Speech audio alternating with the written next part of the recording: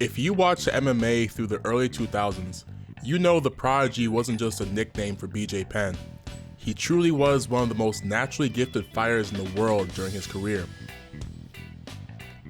The dexterity in his legs was captivating to watch, and for someone with such a pedigree in jiu-jitsu, BJ also had great hands, both in speed and power. I have to mention the grappling credentials, although if you ever watch a BJ fight, you already know the backstory. The Hawaiian was the first American black belt world champion in Brazilian Jiu-Jitsu after winning the Mundials in 2000. This is after achieving his black belt in a little under 3 years. I won't dig too deep into his backstory, but we do need to stop and talk about BJ's grappling career prior to MMA. Achieving a black belt in such a short period makes a lot more sense when you consider he trained Jiu-Jitsu the same way the average person would study at college. 6 to 8 hours a day, every day, between Ralph Gracie and Andre Pederneiras in their respective academies, he received incredibly high-level training. Any questions over whether BJ deserved his black belt were answered by the fact he won a world championship weeks after being promoted to black belt. He also had previously won silver at Mundials at blue belt and won gold at brown belt. Many people could train at this rate and not touch the heights BJ Penn did, and that is why he's truly the prodigy. Penn made his MMA debut on May 4th, 2001 against Joey Gilbert, a two-time NCAA All-American at the University of Michigan, who also won third at ADCC the year prior. Penn was ready for a fight, literally jogging his way to the octagon. It was like the bell couldn't ring fast enough. Today, at Fistful of History, let's take a look at the grappling skills of BJ Penn. Okay, so looking into the film, what I've done is broken down a bunch of tape, mainly focusing on BJ's come up through what I believe to be the prime of his career at 155.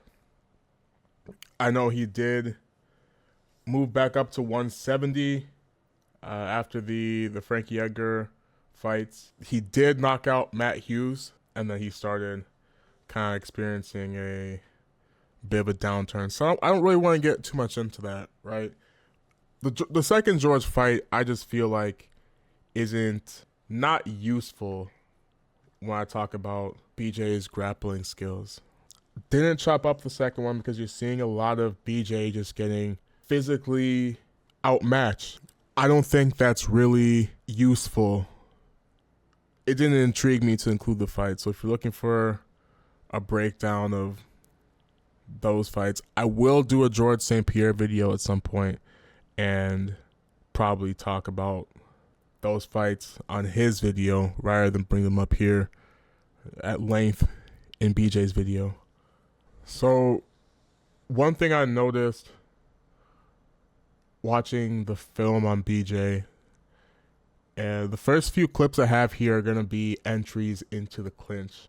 I noticed he liked to blitz his way into the clinch, right? So he's going to throw the rear power hand, right? And if he can catch you on these blitzes, then that's great. But really what he's trying to do, and what he's already established here, around that back, is he's throwing that power hand, and then he's pummeling it into an underhook. One thing that just jumped off the screen at me is BJ Penn is going to get an underhook in a lot of these exchanges. And once he clinches up, he wouldn't throw a lot of knees. He wasn't really a takedown artist. I think I have one clip in here where he does actually try and take down Cal Uno with a trip from the clinch, but he wasn't really like at least in the open cage, in the open mat, right? Against the fence is a different story. And we'll get into that a little bit later. But here again, he's going to throw a power hand. This time he's going to use a collar tie here. And he's going to get kind of like a tie plum to start working knees to the body, which I did cut out of the film. Here, same sort of thing. So first time he fought Cal Uno, he actually used the blitz to just put him out. This is a grappling breakdown, so Didn't include that in the tape. Here he connects with that lead hand, and then he's right to the underhook. So he's got I think he has both underhooks here, so he's got a body lock going. And because he has that body lock, now here's what I'm talking about. Where he's going to try and use this leg, his left leg, but he's too far away, so he's not able to sweep. But he does threaten the sweep. And at least he's able to get Uno against the cage. Where again, as soon as he gets into the cage, the knee's coming up. Here we have again, power hand. This time he's already getting the underhook on the left hand. He kind of swims his arm inside. Uno gets the underhook back. Right. Again, power hand. And this isn't, isn't complicated stuff. You're going to see videos of it on YouTube. I haven't personally attended enough MMA classes to know what MMA curriculums are like. I can imagine this will get tossed in there. It's nothing crazy, but it worked for him well. Double unders. Okay. All right. We're into a new section here. So this is the Joey Gilbert fight again. He was good at forcing reactions out of people, and then he's going to take your back. Like,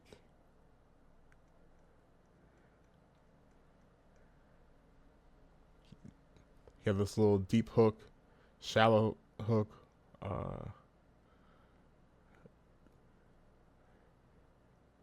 Seem to use that a lot. I'm still learning the fine details of back control myself, so I'll keep playing around with that. Let you guys know what I find. So here, again, sorry, just scrolling mindlessly. So here, we got side control, okay? Gilbert's gonna try and turtle his way out. So once we're here, Gilbert's gonna try and force that turtle. BJ sees real estate. He's going to jump that hook. Here we have Cal Uno in side control with the back exposed. BJ just going to pull him into the space. He's going to back up. Pull him into space.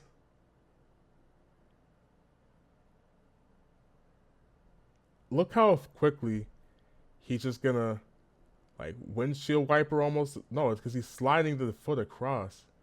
Everything's sliding. Doesn't even look real. So here, again, we have back exposure from side control. Guys are trying to roll.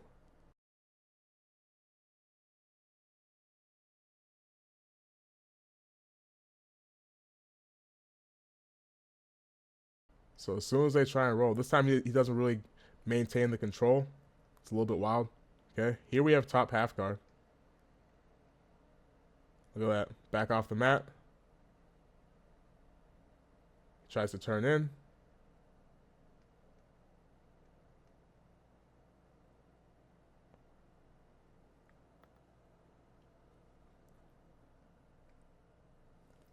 Nope.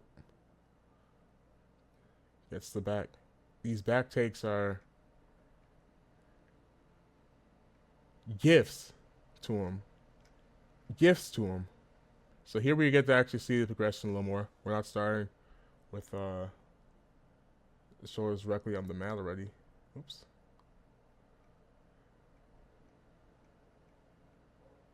Okay.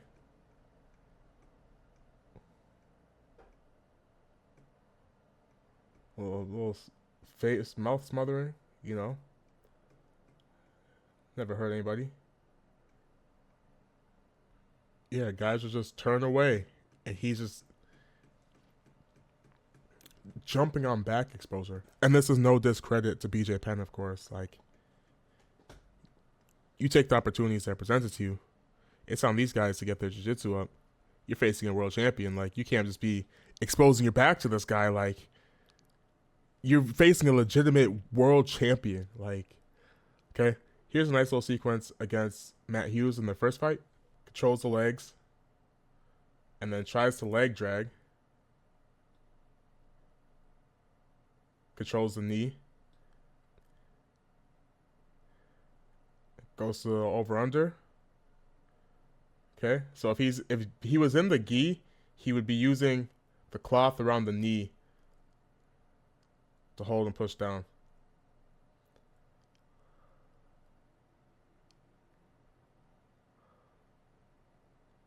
Still has that kind of over under grip.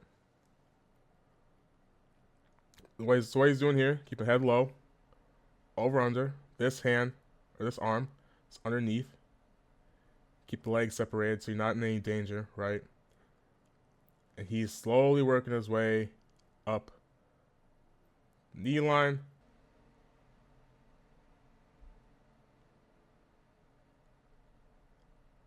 So he fights that foot that comes in on this side first.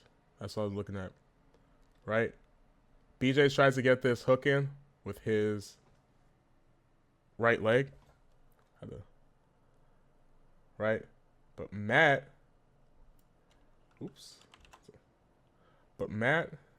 is going to use his hand to block. See? He blocks that foot so BJ can't get that hook inside.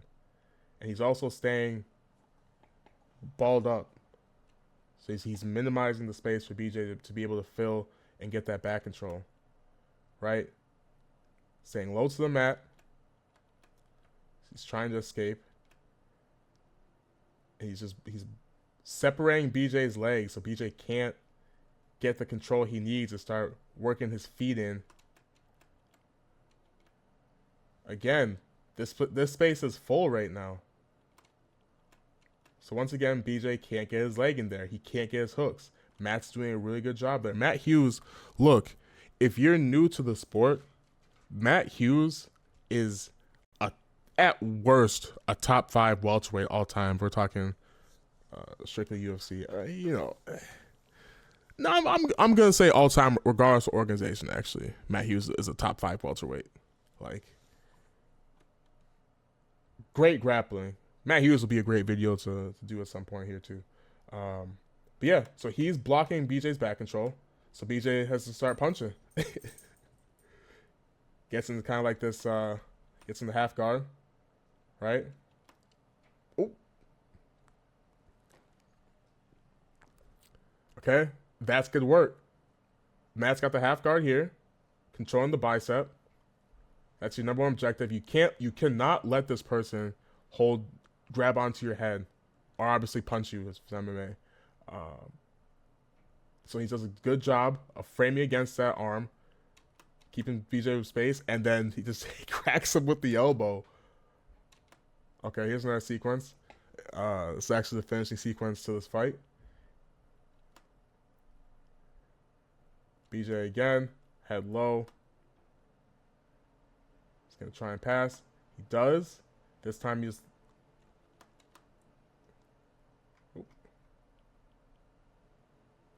steps over the legs. Creates the space. Frames with his arm first. Over the top.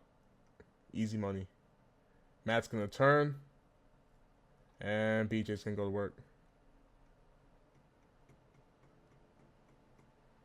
And BJ Penn submits fucking Matt Hughes. Okay, here is BJ making a sub attempt. Yeah, I got a couple subs from... Here's one attempt and then one completed. So here's an attempt against Jens Pulver. There's 8 seconds left in the round. They're up against the cage. Gosh, if BJ had tried this 15 seconds earlier, he would have won the fight.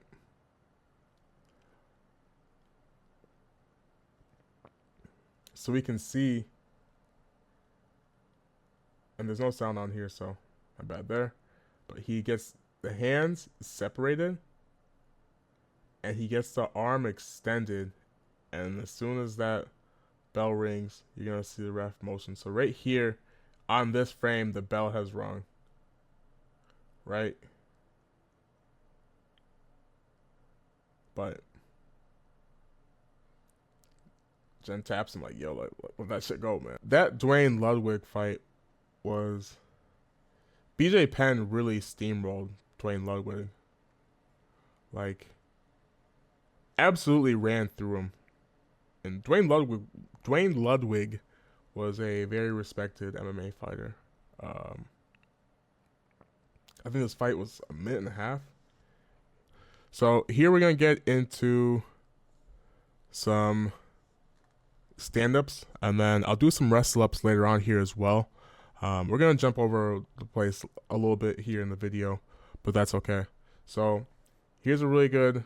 It's another good part of BJ's game is his ability to stand up in situations, which I know people like to make the jokes about, oh, that shows jiu-jitsu doesn't work, but in all actuality, that's part of jiu-jitsu as well. You know, your jiu-jitsu isn't just being on the ground. Your jiu-jitsu is also being able to get off the ground when you want to, you know, whether that's through technical stand-ups or wrestle-ups. So here's BJ against Cal Uno. He's just gonna time this well. Stand up when you can. And even if he stands up into Uno holding that single leg, that's perfectly fine because BJ's balance, his takedown defense is incredible. We're going to see some of that later as well, but I really need to call that out. He had very solid fundamental jiu-jitsu. His back takes, his guard passing, all fantastic. He even had a pretty decent takedown game too. So here I believe he's in half guard. No. Yes, he was. And that foot slid through.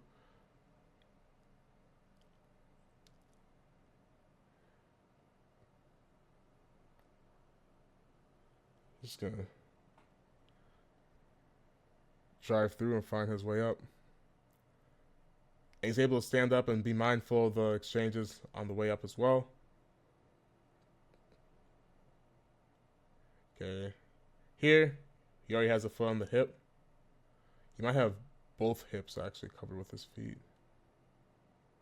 Can't see where his left foot is right now. But that right foot is deep on the hips. He's a shot, yep. He's gonna up kick, and he's gonna use that. Get to his feet. Here, if you notice, he has the butterfly hook here. Have a half butterfly position. He's gonna find his opening where you can and begin to stand up. Okay, here we have some takedown defense from BJ. Matt Serra's going to shoot. He's going to get to a leg. And, I mean, BJ just going to hang out. Play this real time. You know? Great hip flexibility, great hip strength. We've all seen the pool video. If you haven't, here it is. Great takedown defense. One thing about that Paul Creighton fight, he was very aggressive about that single leg. I think that worked against him. Look at the flexibility. Look at the flexibility. It's no problem for him. Look at the flexibility. What I tell you about BJ Penn. If there's one thing BJ Penn's gonna do, it's get to an underhook. I let someone go. He finds it again.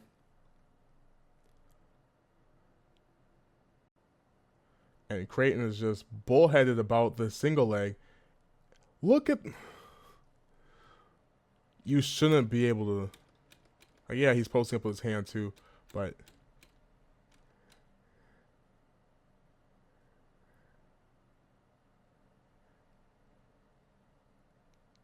He's got the under, he feels safe, and when he's ready, he stands back up. Here's Creighton playing De La Hiva against BJ, by the way. I feel like I don't see De La Hiva very often. Let's see how that worked out for him.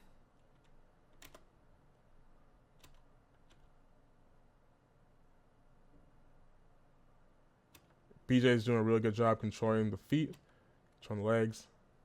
He's gonna punch over the top. And he's actually gonna find mount from there. Stand up again, my bad.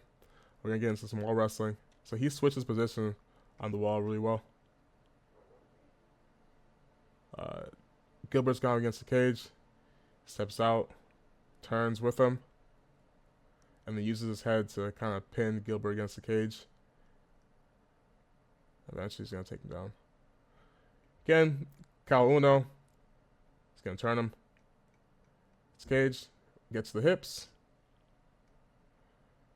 And once he controls the hips, you're going down. Gonna grab one. Throw a punch while you can for good measure. Grab the other hamstring. Drive him through. Easy work. Again, Jens Pulver. Throws a jab. BJ shoots. Gets to a leg. Drives through.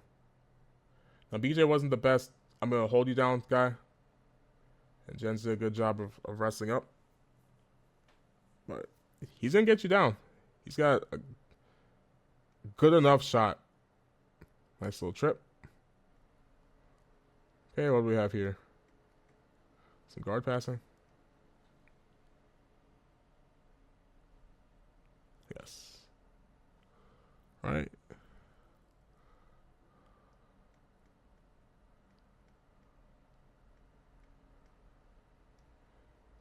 Yep, he's going to push that knee down.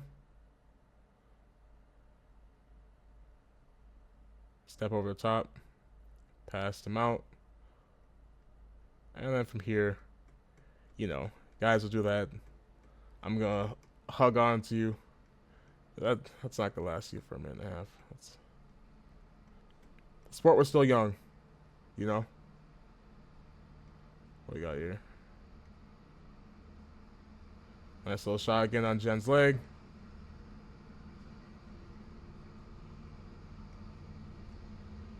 He's just real dogged about it. Again. Jen's punching. BJ times the shot well. Grabs his leg. Chips him down. Here he is against Dwayne Ludwig.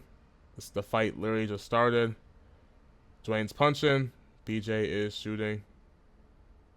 Easy. 2 points. Okay, next thing I want to talk about is we got a couple clips of BJ passing to mount. He was really good at this, and I've definitely stolen a lot from him, actually.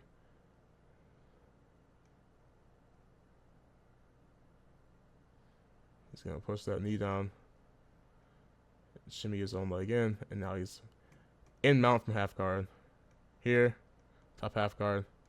So he's either gonna slide the knee in across the hip if they're on the side, or if their hips are flat like this, he's gonna step over the top,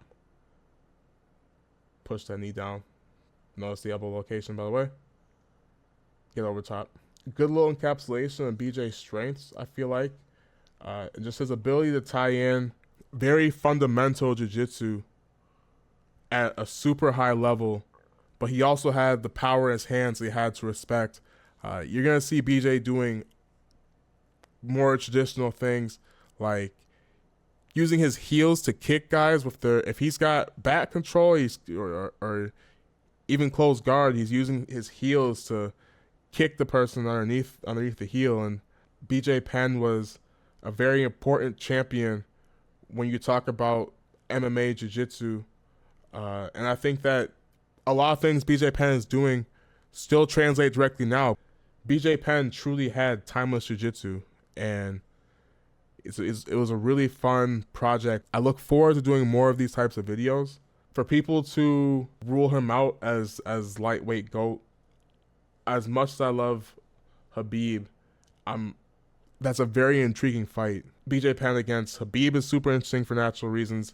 I think even talk about guys right now, I think BJ Penn versus Islam would be an instant classic, because Islam I would say is a better striker than Khabib is, or at least more dynamic to me. Especially if we got the version of BJ Penn that, really took his gas tank seriously, and he was super focused. I think that would be a pretty fun watch. Sleeper though, BJ Penn versus Charles Oliveira, like prime versus prime. Between their level of jiu-jitsu each of them possess, and then with the dynamic striking each of them had, obviously Charles had the length advantage.